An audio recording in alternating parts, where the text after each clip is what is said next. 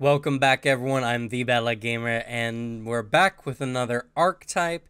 And this one's an interesting one. This is one that I have particularly overlooked a few times because it's not a very long archetype, to say the least. And not only that, it felt very more like fluff, it felt more like for roleplay reasons than for any mechanical benefits, but it kind of actually surprised me as I was looking more and more into it and looking at it in depth. And I realized that this is the purpose of this series, to give a second look at archetypes that you may have overlooked before and to understand that they may offer more than you were expecting. Now, to be fair, I'm not going to say that every archetype deserves to be on all builds or anything like that. Some archetypes are better when used with the free archetype rule, as I've mentioned in many of my videos, and this is probably going to be one of those. But I do like the narrative implications, and the mechanical ones might surprise you. But before we get into that, I just wanted to say, if you do enjoy this video, you could at least leave a like. And if you want to see more like it, then subscribe, as we try to post all kinds of archetype videos, class build videos, any early looks at classes. We do a lot here on Pathfinder and tabletop in general. So that sounds good to you, well, you know what to do. Not only that, but you can join our Discord, link down in the description, where we talk all things tabletop, including games like Warhammer 40k. And I always recruit there first for any of my games. So if you want the chance to play with me and my friends, that's the place you can go. Or if you want something a little less committal, you can join the Twitter or follow on me on Twitter, where I try to post on everything that's currently going on with the channel. But with that, let's go ahead and get into the celebrity dedication.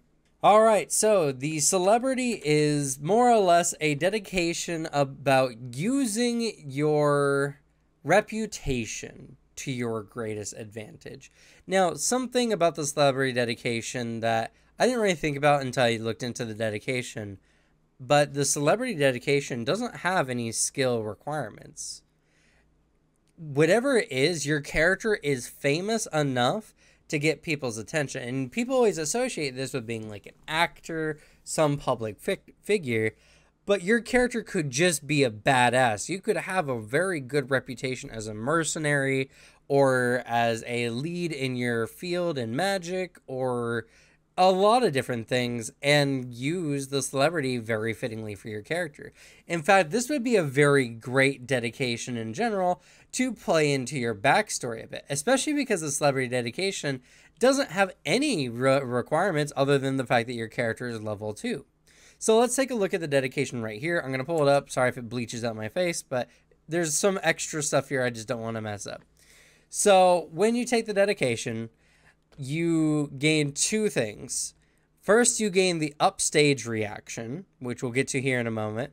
And second, when you earn an income, if you choose a task that's a higher level than you are, you gain a +1 circumstance bonus to your check to earn an income.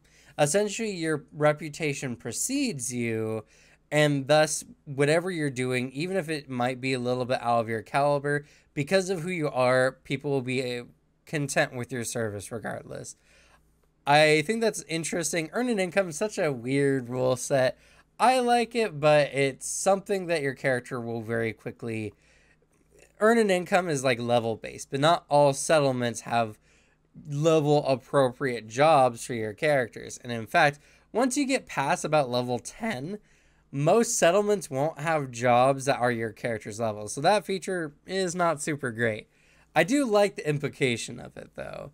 But the upstage reaction is actually pretty good. So you gain a reaction, and when a foe attempts a skill check and doesn't get a critical success, you try to upstage them. For some reason, like if an enemy trips one of your allies using athletics on your turn, you attempt to upstage them by doing some other athletics act. You don't actually have to trip someone. You just make a skill check using the same skill that was used by the enemy. It's not even on your turn, sorry. As a reaction, you can do something else. So, I don't know. They do that, and you're like, ha, watch this, and you flip over like a large boulder or something. I don't know. But if you get a critical success on the skill check, you get a +1 status bonus to attack rolls, perception checks, saving throws, and skill checks until the end of your next turn, which is really good because this is a reaction. So not only are you going to get the full benefit for a full round without using any actions, but not a full round, but up until your next end of your next turn, but because it's a reaction, that means that if the enemy is attempting to like intimidate you or something to try to get better on your against your will save or what have you, you could do an intimidation back, and if you do better, you actually get a bonus to the check instead because you just intimidated them better without actually intimidating them. I really like the thought of it. It's really funny. It's really interesting. And not only that, but the +1 status bonus, well, one, it's a status bonus. It's not a circumstance, which is very interesting. But what's even more interesting is it's not even checks related to the target. Your character just lives off the bravado from the moment and just gets a buff to pretty much all their stats. It's very interesting. I absolutely love it. Now, if you do get a success, you gain the same benefit, except only if the triggering creature failed their skill check instead, which is pretty good, actually. That's actually a really good kind of caveat there at the bottom. Because if an enemy attempts to trip one of your allies and fails, then all you have to do is just make an athletics check. Now, the DC is not really determined here, actually, which is very interesting. I guess you make a same check against the same DC. After your foes tried their best, you show everyone how it's done. Attempt to check using the same skill that triggered this reaction. Yeah, that's it. So yeah, you just do the same check with the same DC. That's very interesting. I gotta say, it's actually very fun. And not only that, but you get the status bonus if they only on a success if they fail the check, which means as long as you're keeping an eye out and your character has a good amount of skills, you can get a really reliable buff as a reaction. And that's pretty cool, honestly. But let's look at some of their other feats. Never Tire is another very surprising action. Or reaction, again, another reaction. And was one that very much surprised me. So, more or less, what happens is as a reaction, if you would become fatigued, you instead delay the effects of the fatigue condition for 1 minute or until you're no longer observed by the required creatures, whichever comes first. If the fatigue condition has a duration, that duration does not begin until after the delay. So until 1 minute or until you are outside of all those creatures. You can't further delay or prevent the fatigue condition after this ability because your character is fatigued.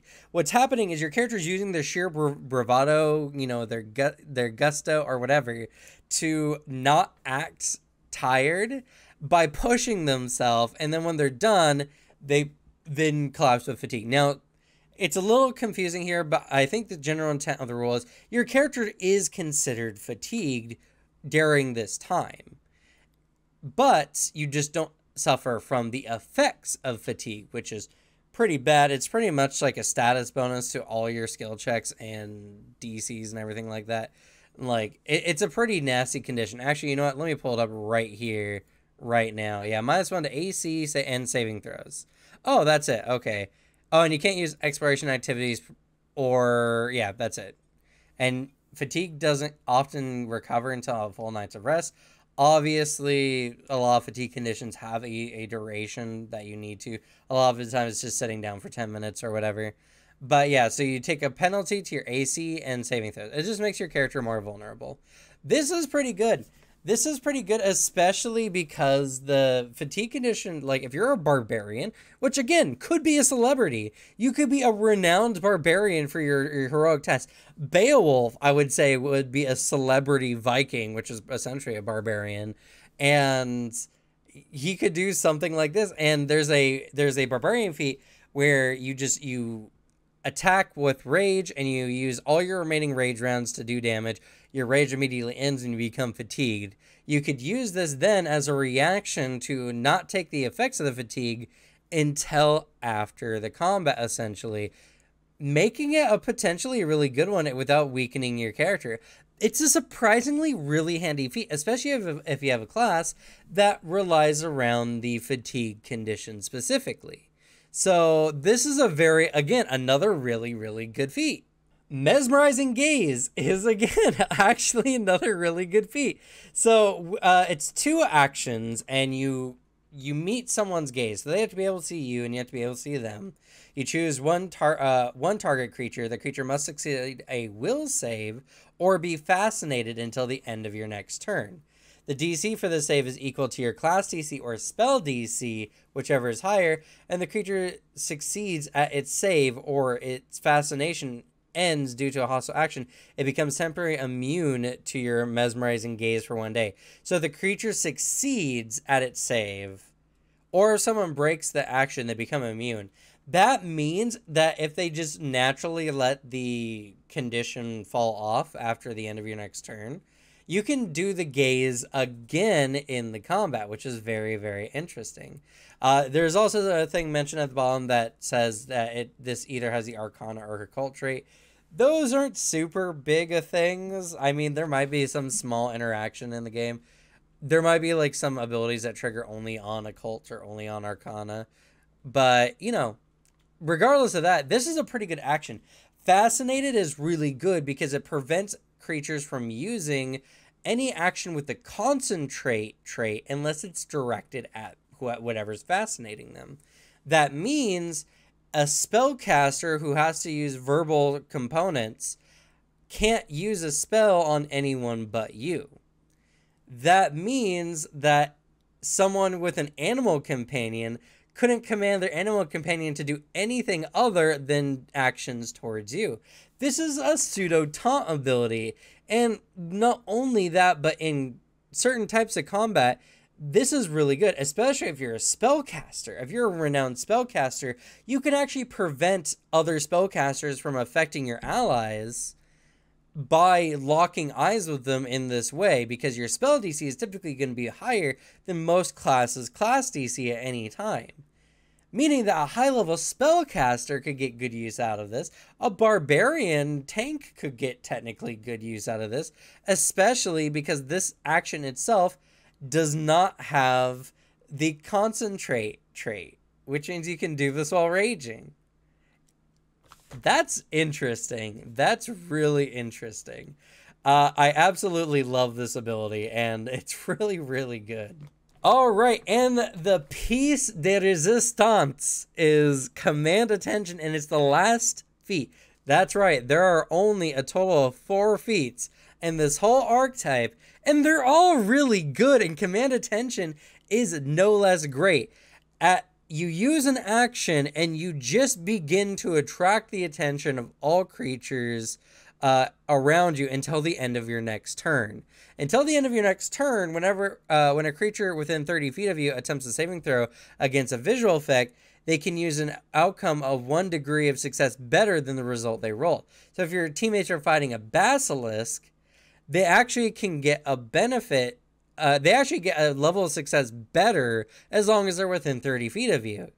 That's really good, and that can actually make the basilisk encounters, or any encounters with Petrifying Gaze, pretty easy, honestly. It actually, like, 1 level of success better is pretty good, and at the very least, it makes it highly unlikely that your allies will fail the check. They might crit fail the check if they roll a 1, but they're more than likely going to either succeed or crit succeed the check, which is really, really good.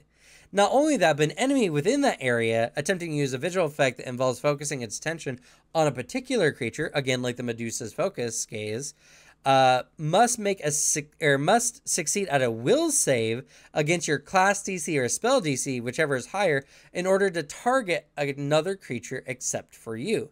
Allies in the area can attempt to hide. Oh, sorry. I'm getting ahead of myself.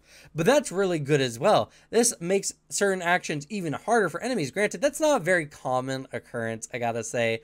Visual actions like that are very specific, but they do happen. And for some spells and abilities that have the visual trait, they actually count because they require that well, I guess it has to be gaze based, but I guess, yeah, it is, because the caster also has to look at the individual. I guess it says focusing its attention on a particular creature. It's a visual effect that involves focusing its attention. Yeah, so focusing its attention, I guess, is the more contentious point in there. So yeah, something like Medusa, it's not a very common action, but that's not why we're here. The first action is pretty good, but the first part of this feat is really good, but the last part is what's really nuts. Allies within that 30-foot range around you can attempt to hide as if they had cover as you're continually providing a distraction for enemies. That means as long as your allies take an action to hide at the end of their turn, enemies will need to roll a DC 11 flat check if they succeeded the sneak check. I guess it's a secret check, but you know what I mean. Or they need to roll a DC 11 flat check or use a seek action to see your allies despite them being in plain sight. That's really good. Some classes have some really good functionality with this. Not only that, but an ally next to an enemy can hide right next to the enemy and then strike them and they're flat-footed immediately. It's essentially using a feint, more or less, only this uses stealth rather than deception. This has a lot of good functionality with a lot of classes, a lot of different abilities. Now, I will say that because feint does a lot of the same things, if your ally has access to deception, it's good, and they're not guaranteed to have the sneak necessary to really capitalize on this ability. But if you set it up with your team rogue or someone, it's really good. And it's an absolutely amazing ability. I literally think the celebrity is very cool. And again, despite the fact that it's all about gathering attention, you can skin it however you want because you are just renowned for what you do. If you're renowned as a bloodthirsty killing machine, then all of these get skinned with a slightly more insidious tone. Like, enemies that look at you become petrified and have a hard time looking away from you. Command attention, just you are letting off a level of bloodlust that makes everyone take notice and they can't take their eyes off of you. Celebrity is honestly a really good archetype. A surprisingly good archetype. One I just overlook a lot. And I absolutely love it. I think this one is great. I think this is a great one to pick up. Even like as the GM, you can give your party members celebrity as a free thing for your campaign if they do something that makes them very, highly notoried. It's just, the celebrity was a surprising, diamond in the rough, as it were, as far as archetypes. And it's only 4 feats. It's really good. It's really good. I really hope that I could get across exactly how great celebrity is because it was a really good one.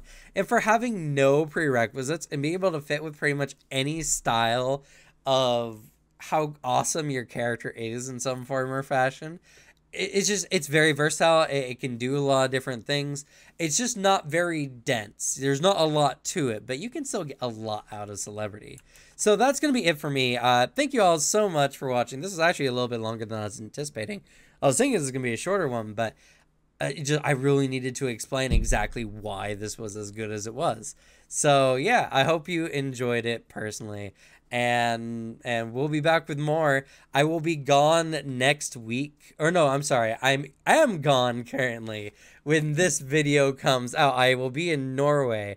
Once I get back, we'll be doing a lot more community stuff. I'll be reconnecting. I've been kind of disconnected because I had Dark Archive and now I'm trying to backlog a bunch of videos for the trip. So if you're in the community, I apologize if I haven't been very present recently. Just been really hard at work. But, that's how it is. Anyway, I've postponed this too long. Thank you all so much for watching. Good luck with your games. Leave the bad luck to me. And I'll see you all next time. Bye.